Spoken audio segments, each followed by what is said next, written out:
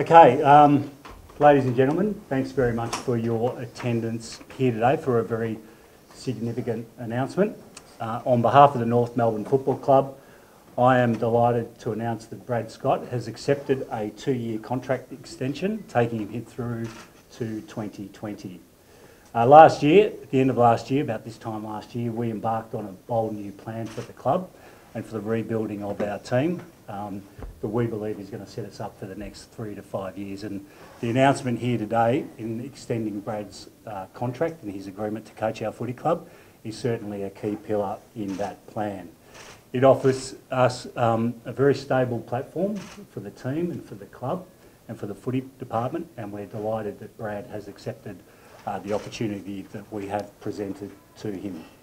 I think during the course of this year and as part of the plan last year, we undertook and were determined to give a number of players new opportunities throughout the course of the year. A plan that was largely created by Brad himself, and during the course of this year I think we've had something like 11 new players who have debuted, and 2 players from outside the club have also made their debut.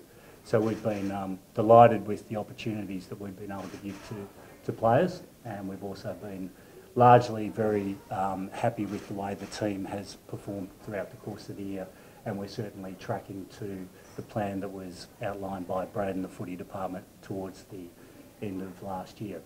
So, as I said, the renewal of Brad's contract and the extension of his contract is a key plank on putting us on the path to a successful team, a sustainable team, and a team that we would hope would be competing in the finals in the next 3 to 5 year period. So over the last few weeks, through the process led by a subcommittee of myself, Dilena, our CEO, Cameron Joyce, our head of footy operations, and Glenn Archer, who's also a director of the football club, we came to the determination that Brad is the best person to lead us through that phase, and we're delighted that Brad has accepted to take that opportunity on board and continue on with our footy club beyond 2018 and right through to 2020. So on behalf of everyone at the North Melbourne Football Club, the directors, the management, our supporters, our team members,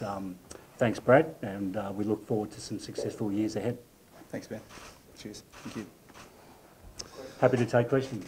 An easy decision to accept that? Very easy. Yeah, I think we've been very clear throughout the year in terms of the plan that we put in place and the ongoing review process that happens at footy clubs throughout the season, and then probably accelerates at the end of the season to work out what's best. And I've said right from the outset that I'm fully committed to North Melbourne. I'm extremely appreciative of the opportunity and the risk they took on me as an untried 33-year-old coach.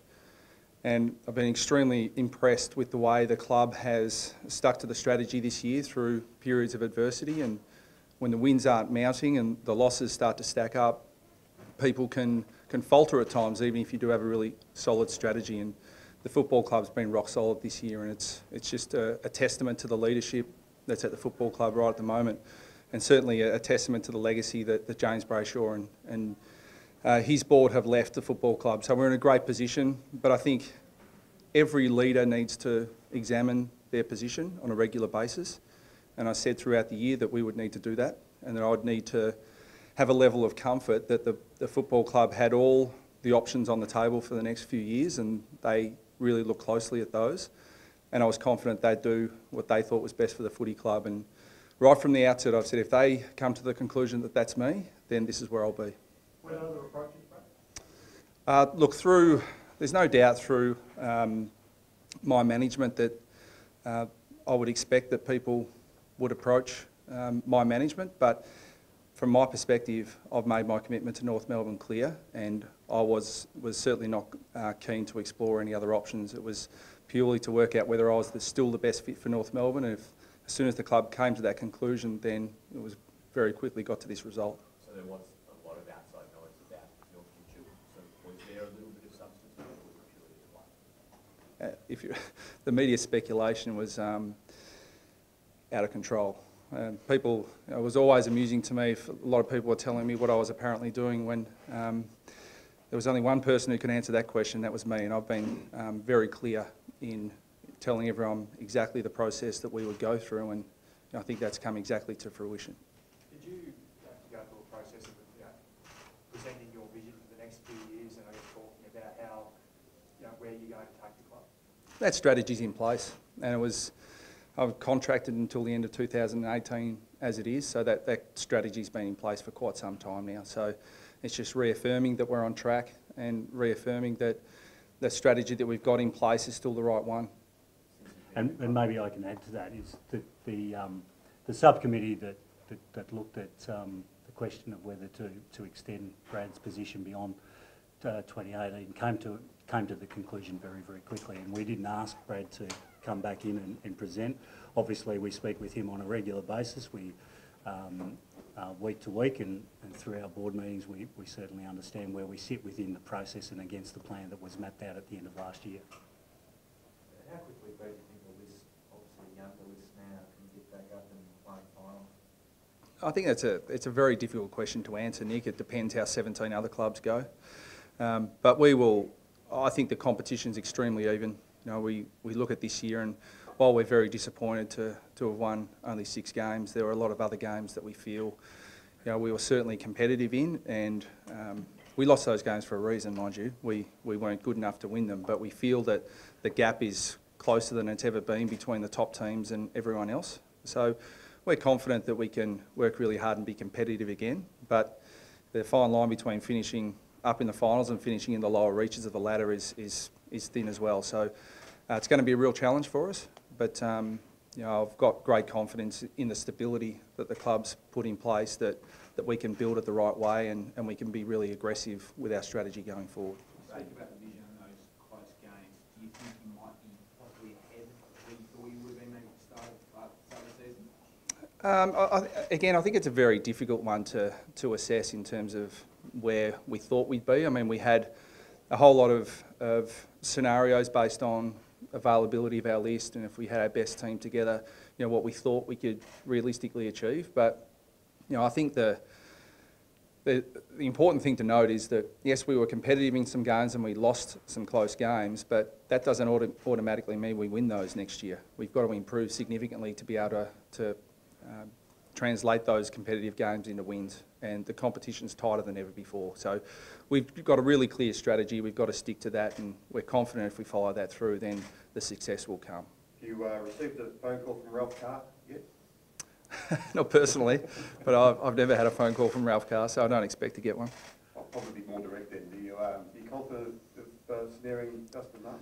I don't allow myself to think about those things. We've got people who are in charge of that side of the business, and I've said from the outset that I don't think it's fair, and I don't think it's fair and reasonable to expect clubs to comment on players who are contracted at other clubs. So I completely understand the speculation and the interest everyone's got in it, but our position's been that we don't comment on players from other clubs. But in saying that, we're always looking to improve our list through any mechanism we can, so we'll continue to do that. And there was speculation that your tenure was sort of tied to snaring a gun recruit somewhere. How do you respond to that? I think people have lots of opinions, and they're entitled to those opinions, but that is just, it just couldn't be further from the truth. I've been very clear as the process that we would follow in getting to this point, and it's never involved other players from other clubs. But what this does show is that our club has great stability going forward, so I think that's an attractive proposition for anyone. Carl, have you been informed at all from Dustin Martin's management that he won't be coming to North Melbourne next year? Probably similar to what Brad says, we won't comment on any specific players or any negotiations that might be occurring. So not really prepared to comment on that. Not even if you've been informed in the negative. Yeah, no comment. Brad, have you got a plan up front, Josh Kelly? So probably plan C. If you do miss out on whatever players, what stage do you go to the draft? What stage do you be more aggressive given the salary cap room?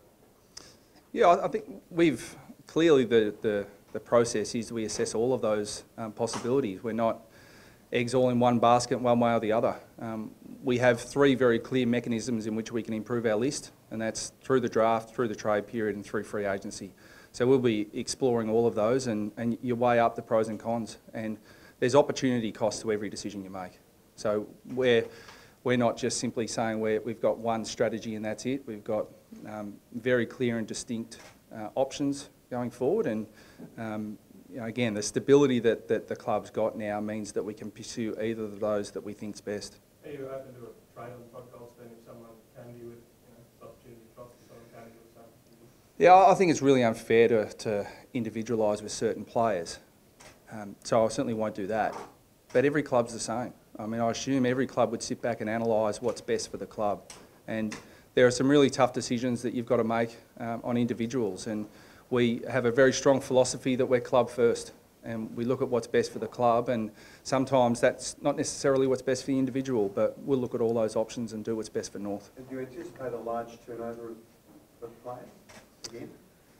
We're in a fairly fluid state at the moment. We've made 3 announcements on departures from our list so far, and you know, we've got unfortunately a lot of players who are in limbo a little bit just due to the nature of you know, the mechanisms that we've got in front of us. So that's very difficult for those players, and it's very difficult for the football department as well because we're unsure. And so I know we'd like to give those players a definitive answer. I'd love to give you a definitive answer, but the reality is we can't. And Brad talks about putting the team ahead of the individual at times. What is the highest the Kangaroos can afford to pay an individual player? Well, and what should that be? I mean, clearly, as we said, we're not going to comment on any individuals. I'm also not going to comment on what we might do on a tactical or financial basis with any individual or what might be a cap or what might be a minimum. I just don't think that's a relevant thing necessarily to talk about. Obviously, we look at every opportunity and we assess the pros and cons of it, and each one of those has an individual financial commitment that we would have to make, but that will vary on a case-by-case basis. But could paying mega dollars to one individual have an impact ultimately on the team and its chances and prospects of success? Well, look, as Brad said before, I mean, there's trade-offs, there's an opportunity cost. Anytime you expend any amount of money on one player is going to have an impact on your overall salary cap, so you have to consider all of that when the guys are making the decisions about, you know, how much an individual player is worth and what impact or what flow and impact it has throughout the course of the list. Brad, there's been a discussion about people who have been there for 8 or 10 years and then won a premiership, and they're pretty rare in the AFL industry. What's your thoughts on that philosophy, that it's hard to win a flag after a long time? I think it's just people looking back in hindsight and forming a view. I mean, that's why, look, no doubt my tenure has raised discussion and raised, you know, a view that I've coached a lot of players for a long time. I only spoke to Jack Siebel again early this morning. I've coached him the majority of his career, and you know, I had to make sure that the players were absolutely 100% on board, and that's what they wanted. And Jack's certainly extremely complimentary and extremely pleased that we've got stability going forward. But I think that we're at a position now where we changed tack at the end of last year very clearly with the strategy, and I asked the board to go away and analyse whether they still felt I was the best person to do that. So I understand through an extended tenure that those questions could be asked and potentially should be asked. And I asked those questions of the board, and they came back to me with a resounding answer. And I'd also add to that, you know, when Brad came to North Melbourne, he was a first-time coach, and without giving away his age, he was probably in his early to mid-30s. And he, you know, having been in the system for 8 or 9 years, there's no doubt that Brad is an infinitely better coach today than when he first came to North Melbourne Footy Club. So I'm of the personal belief that, you know, time is not really the issue. It's about the quality of the individual, the capability of the individual, where we are within a sort of a roadmap to where we want to be. And there's no doubt, and I think, you know, Brad would even make this assessment of himself, that he has learnt an incredible amount about being a successful and winning football coach in that period of time. And I think experience, personally, I think experience counts for a lot. And having someone that has all of the personal qualities that Brad has, combined with the success that he's had in recent years and the experience that he's built up over time, makes him an ideal candidate for the job. So Brad, this will be your second rebuild, if you like. Is it harder now than when you first started? Well, I think there's challenges always. One thing I'm pleased we're not going into is an expansion era in the draft. I started in 2010 and we launched straight into 2 periods of expansion, and North we're not unique in that situation. That was the case for every other team in the competition as well. But rebuilding through a compromised draft period is extremely difficult, and we explored every mechanism we had available to us, and we were able to use the first mover advantage on free agency to bring some players in, and we fell just short of the ultimate success. But this new phase is going to create its own challenges, but certainly entering a period of an uncompromised draft is certainly something that's enticing to us, because through the combination of the compromised draft and some relative success, we haven't had access to the early picks that we would have liked. And so we're looking forward to building a list with some genuine top-end talent. What kind of pick or player would you take if you did end up taking pick 4? In discussions, we run a very collaborative process at North, and in discussions with our recruiters, Cameron Joyce, our general manager, and Michael McMahon, our list manager, we're of the view that the top end of the draft has, as it usually does, some terrific talent, and we'll just take the best player available. When you get to that pointy end, the best players will make it happen wherever they play. We're certainly not looking to fill a position as such, we're just looking for the best available talent. And what would you say to the players out there who might think is North a destination club right now, probably a couple of years, maybe a couple of years away from finals and smaller crowds? What would you say to those players who might be tossing up that decision? Oh, I think that stability is the number one thing. You look at this football club has done a remarkable job. And part of the reason, let's be honest, that I was appointed as an untried 33-year-old is because the club was in a very, very difficult position. James Brayshaw and his board showed enormous resilience and strength to remain here at North Melbourne in the face of possible relocation. And then under Carl and now Ben, we've rebuilt a physical presence here at North Melbourne. It's an extremely exciting time with the potential redevelopment of this entire region. We've rebuilt our football club. We've got fantastic stability, and I think that any young player who looks at North Melbourne would say, gee, if I come there, I'm going to get the best opportunity to play the best footy I can and have the ultimate success. And that's not something we could say probably 10 years ago.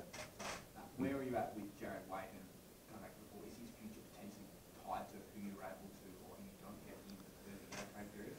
It's very difficult to give scenarios, even to Jared.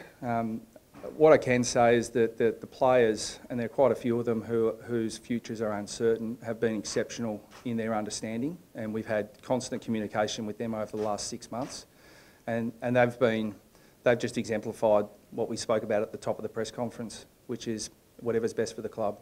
And when you hear players who have played in the AFL system for as long as they have say that, then we know we're doing something right here, because that attitude's permeating throughout the club.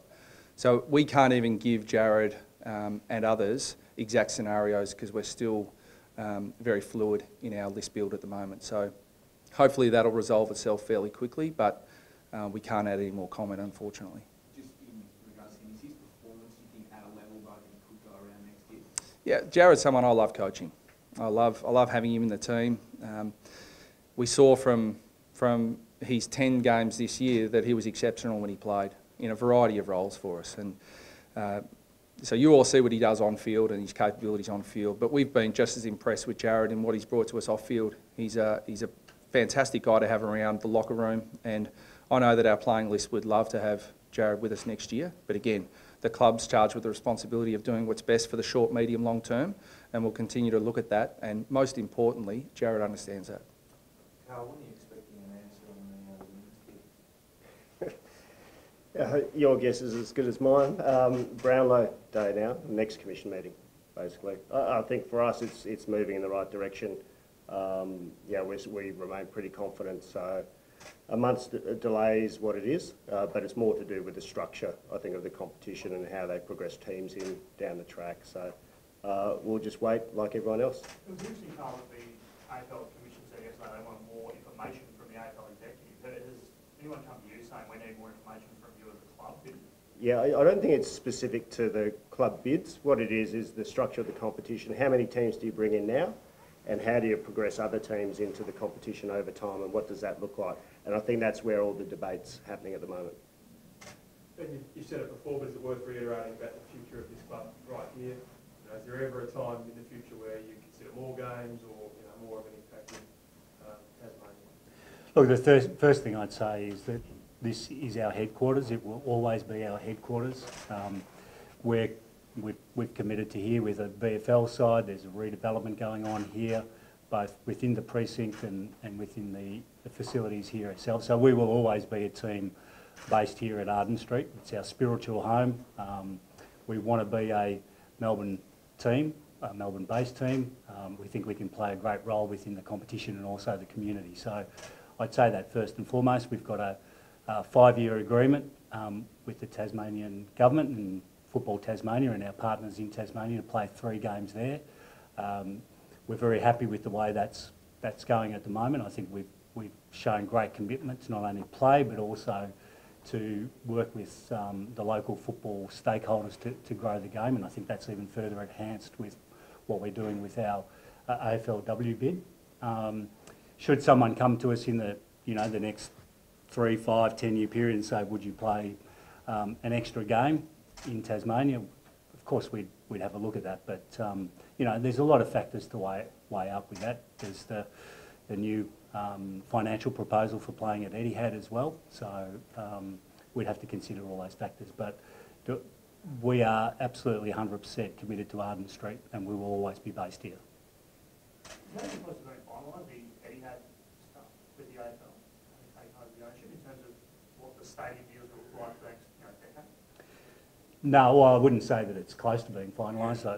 Certainly Carl and the executive team from the AFL are going through all the detail of that at the moment, and as you'd expect, there's the normal arm wrestling that goes on about how much we should get and what should be retained. So Carl's a pretty good arm wrestler, despite the position he played as a player, but he's in there and he's making the argument, making the case that our footy club should get what's an appropriate return and a fair and reasonable return and a significantly better return than we currently get. Is that frustrating, Carl? Because fans were kind of told that this was a big win, the AFL buying the stadium, and it was going to be a big win for the clubs, but the fact that it still hasn't been done or at the end of the home away season. Yeah, it's taking a while, but the AFL acting in good faith. They put some thoughts to us. We're working with St Kilda and the Bulldogs as a group on it. We've gone back with our counter views on it all, so that's sitting with the AFL for consideration at the moment. It's quite a complicated model with the stadium acquisition and how it all fits together. So it's taking a little while to work through. They also have to deal with Carlton and Essendon, who are tenant clubs there as well. So trying to get all clubs happy is always going to be challenging. But it's moving in the right direction. I don't really have any concerns with where it's at the moment. I think everyone's working together to try to get a result. Brad, can you win a premiership for the next 4, 6, 7 years with this footy club? Well, that's certainly the intention. I mean, that's what every club sets out to do. But I think the nature of the competition is that we saw the Bulldogs come from the lower reaches of the 8 last year to win a premiership. We see a lot of teams that probably had expectations to play finals this year miss out, and that is not necessarily reflective on those teams themselves. It's reflective on the competitive nature of the competition, and it is the AFL winning the battle on equalisation. I mean, the competition is so tight right now that it's not going to be surprising to see big fluctuations from one year to the next. So that creates a really challenging environment for every footy club, but a really exciting one for all the fans. And we believe that if we get everything we need to get in place and we follow our strategy through, that we can enjoy some significant success. That's certainly the plan. Do you think at the end of this current contract that you will be in a position to then challenge? Again, it's a cliched response, but we focus really solidly on the process and the strategy. And if we follow that through really well, we think that'll put us in a really good position.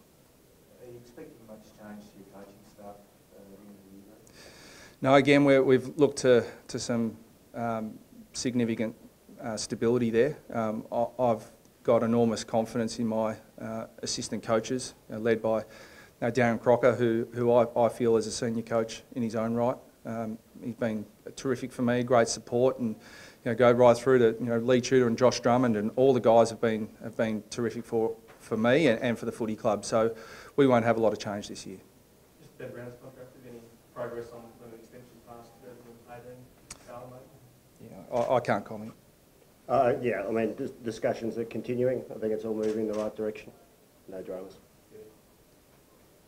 Guys, thank you very much. Thank you. Thanks, guys. Thanks.